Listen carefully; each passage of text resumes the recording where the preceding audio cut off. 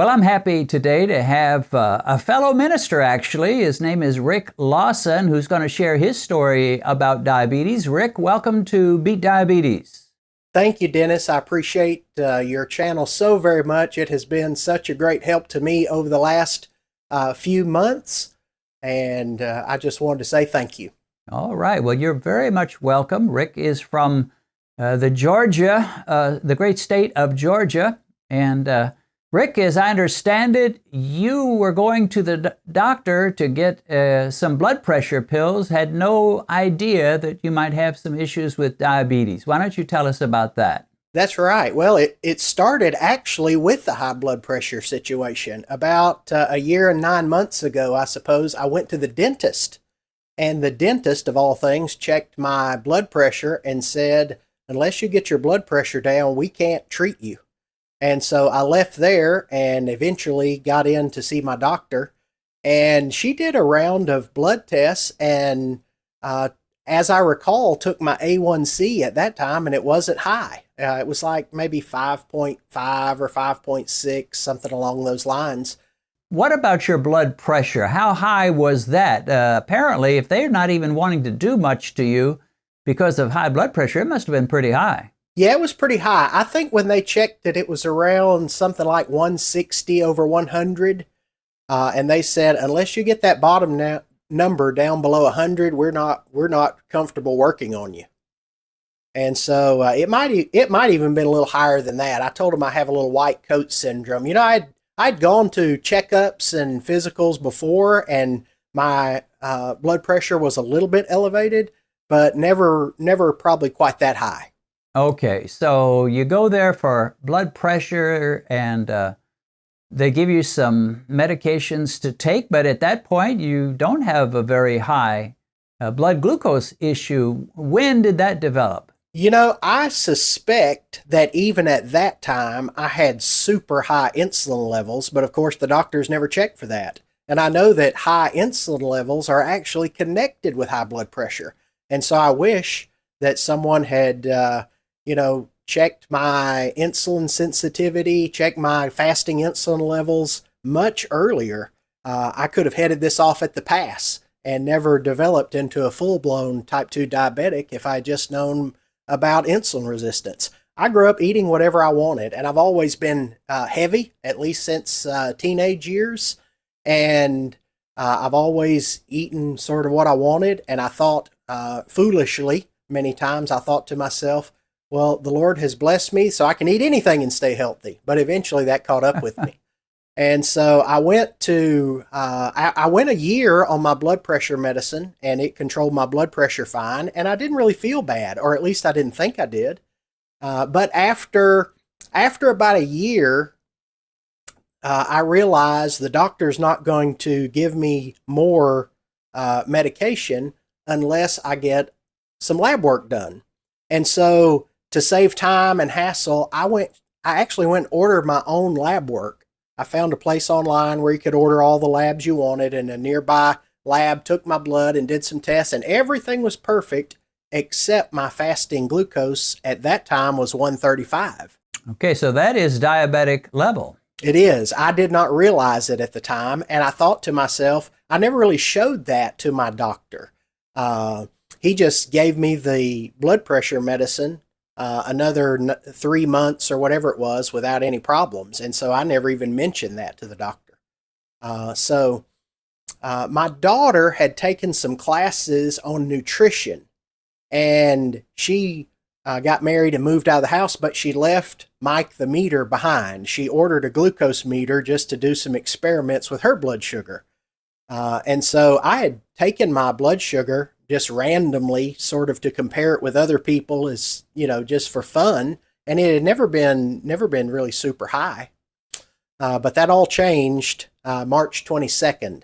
I went back in. I had made an appointment with my family doctor to get my blood pressure medicine refilled, to get a new prescription.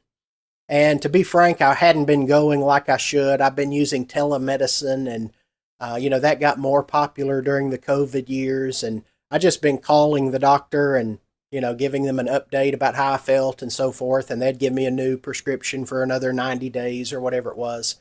But I finally went back into the doctor, and he said, I'm going to do a round of blood work. I'm going to do a full workup on you. I'd told him that I'd been away for a week doing ministry, and as the brethren so often will, they fed me until I almost popped while I was gone. I know about that, believe me. Yeah, they put up a sign-up sheet and sign up for breakfast, lunch, and dinner, and you go and you can't tell anybody, no, I don't want to eat with you. And so you go and eat and eat and eat. At least that's what I did. But I didn't notice myself feeling really bad. After I got the diagnosis, my wife said, I recognize some symptoms that you were having: dry mouth and really thirsty, and you were getting up at night to use the bathroom a lot. And she had never noticed any of that before.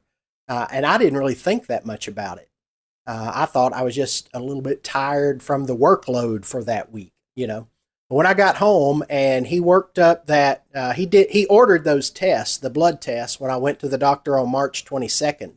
And so when he told me I'm going to do a blood panel, and one of the things I'm going to check is your blood sugar, on the way home, I ran some errands and stopped at, a fast food place and ate a couple of burritos. And then when I got home, I thought, I'm going to head this off at the pass and check my own blood sugar just for fun, still not knowing that there was a problem. But when I checked my blood sugar then, it was 433. Wow. Did you know how bad that was? I did not. I had not taken my blood sugar before that time for probably a year. And so I didn't really know. I knew that was really high. And when my wife saw it, she was really concerned. She thought the meter was bad or the strips were bad. And so she took pricked her own finger, and hers is around 100. And that's when she really started getting worried. And I said, don't worry, everything's okay. I feel fine. I'll just change my diet and drink a lot of water, and we'll see what happens to my blood sugar. And so as I recall, that was actually on a Friday when I went to the doctor and he ordered those blood tests. And so on Sunday, I happened to check my email, and there were the results from the lab. And so I saw it before the doctor did. And on Friday, when I took my glucose and it was 433, he had taken a fasting glucose and it was 306. And also he took my A1c and it was 10.4. And I knew then I had to really get on the ball and learn about type 2 diabetes. Well, going back to my last A1c was probably a year and a half ago, or maybe a little bit further, maybe like a year and 9 months ago, something along those lines. But then it was October of 2023 that I went and got that blood work up on my own. I ordered my own tests, and the only one that was abnormal was the fasting glucose of 135 or 134. It might have been 134, but it was markedly high. But I didn't really realize it. It was marked in red, and I thought, well, that's just maybe I did eat something before I went over there. I wasn't really sure about that, but I never told my doctor. I didn't tell him until I went in to get my blood pressure medicine, and he said, that's diabetic level. And I suppose that's what got him to do the blood work for me. So here you are now. You've got not just mildly bad numbers, you've got terrible numbers, A1c in the 10s. You've got a glucose test that was in the 400s. I mean, really, really bad. And if you didn't know it immediately, you quickly figured out, yeah, this is really bad. Yep. What kind of advice did you get from your doctor, and what was your response after that? Well, I'll tell you, this made my wife furious. My doctor didn't even say anything. He called in some prescriptions for me, and I never spoke to him again. I have an app on my phone that connects me with my doctor's office. And so in the app, I saw that he called in several prescriptions. He called in metformin. He called in glimepiride. He called in Januvia. And I got to thinking about some of those, and I thought, some of those are high-powered medicines. I had researched a little bit of that, and I thought, I'm not even going to fill that Januvia. And so I didn't get that filled. I got the metformin and the glimepiride filled, and I took about 2 of those glimepirides, and they helped my blood sugar come down. But then I studied about some of the side effects and got really worried that I might be taxing my pancreas even more by taking those medicines that squeeze the last bit out of it. And I thought, I need to handle this with diet rather than medication. I did continue to take the metformin because the side effects seemed to be very minimal. They didn't really affect me at all. And I knew immediately that the diet was the problem. I had years ago, I had lost some weight on the Atkins diet, and I knew about low carb, sort of moderate protein, high fat diets. And that's sort of what guided me to my own research when I went back to YouTube. So when you went back to YouTube, I'm sure you heard some conflicting ideas about how to best handle diabetes. You mentioned you had a background of Atkins, which of course fits with a lot of what I preach and proclaim. Did you have a very long period of debating, go left, go right, go center? How did that work for you? You know, what helped me an awful lot was having my meter, Mike the meter. Like you say often in your videos, there's no arguing with Mike. You know, you can debate some of these vegan guys that tell you to eat lots of carbs and don't worry, you'll be fine. But the meter will tell the truth. And so I went through several bottles of strips and even a couple of different meters, checking the foods that I ate. And I knew right away carbs were not the way to go.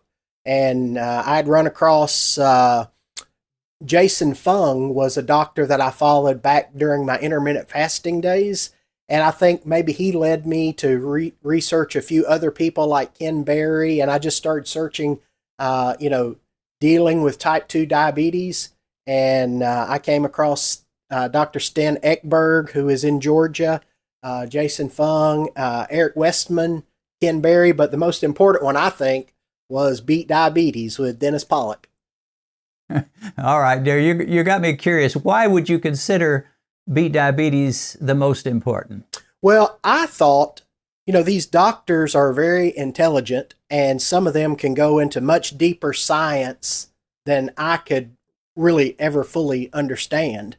Dr. Sten Ekberg, for instance, will diagram, on a big board and talk about all kinds of science, and I appreciate that, and I appreciate his information.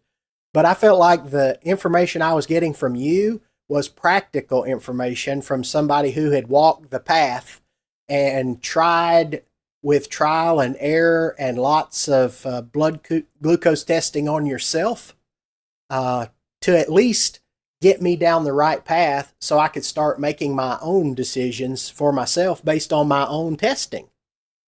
And so it wasn't a medical degree. It was, here's what happened to me, and here's what I ate, and now here's the results. I'm in the Fives Club.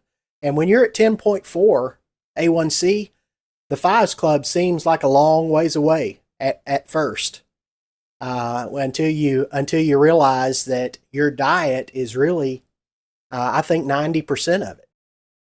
Yeah.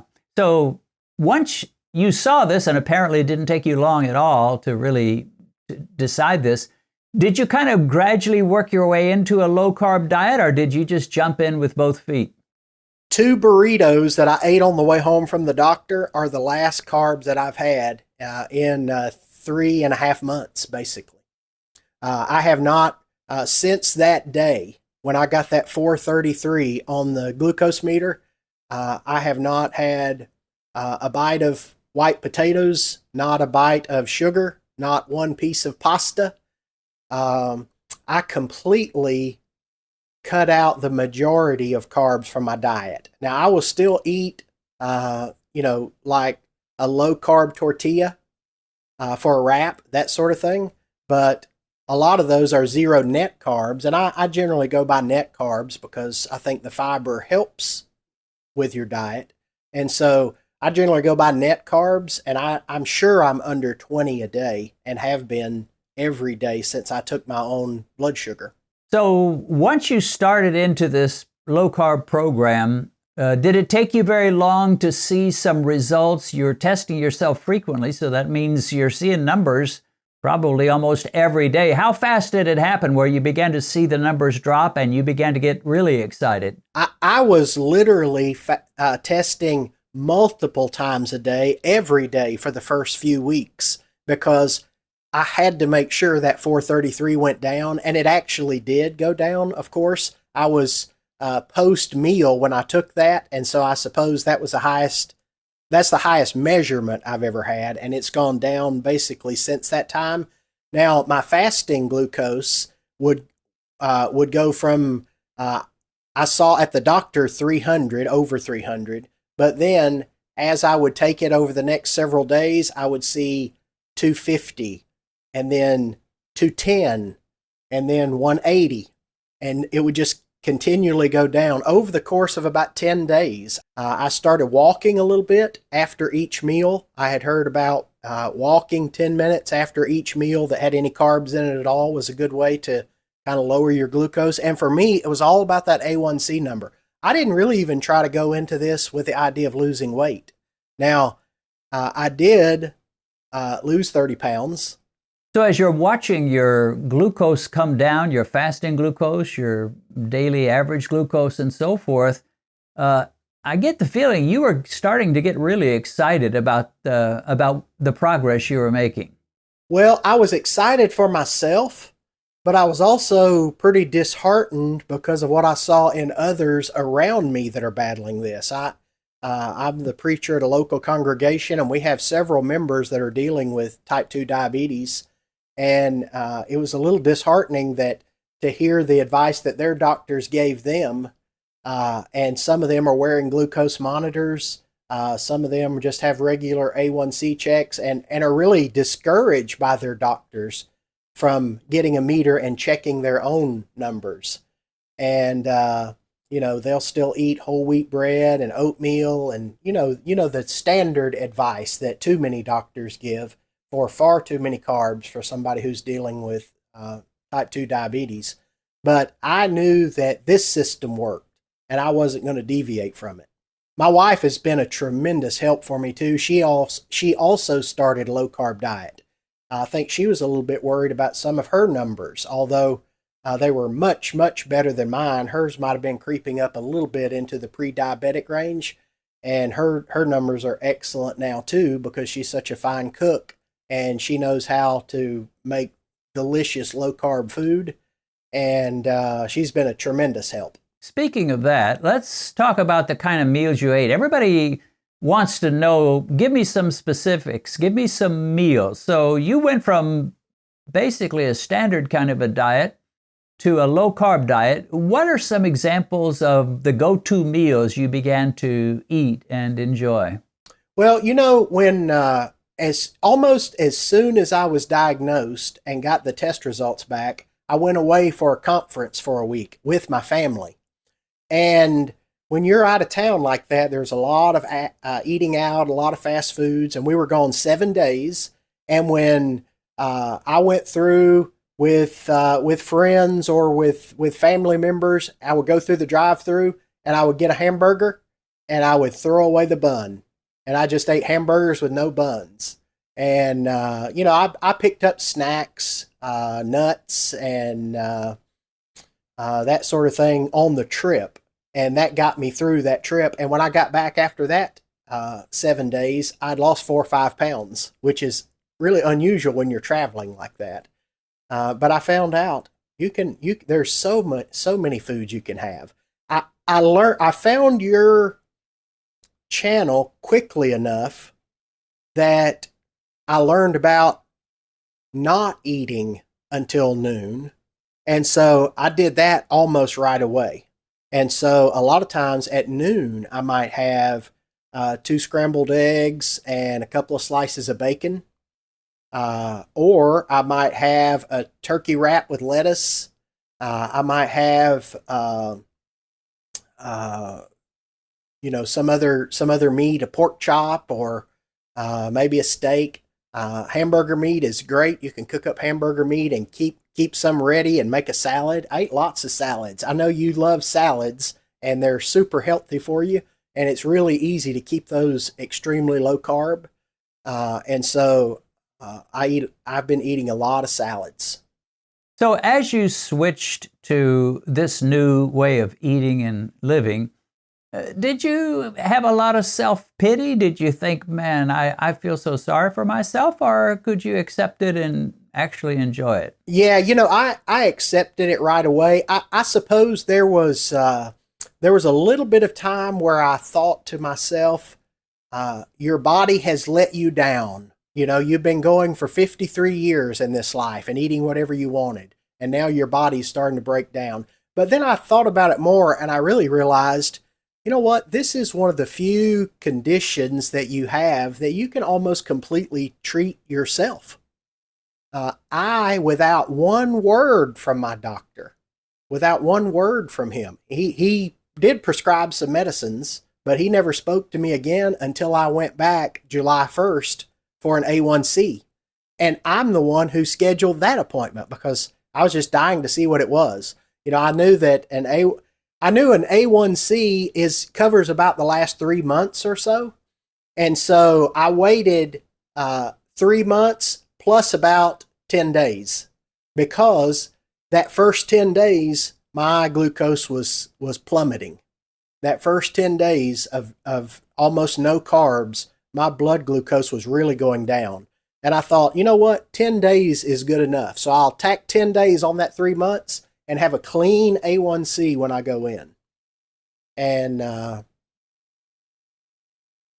was hoping, I really didn't know what to expect. I knew I was having good results on my meter. I knew that. But it just feels like your A1c is somehow more official than what you see on your meter. I wasn't, I got to the point where I wasn't testing every single morning. And I got to the point where I had done it so often that I knew that the foods that I was eating were not going to spike my glucose.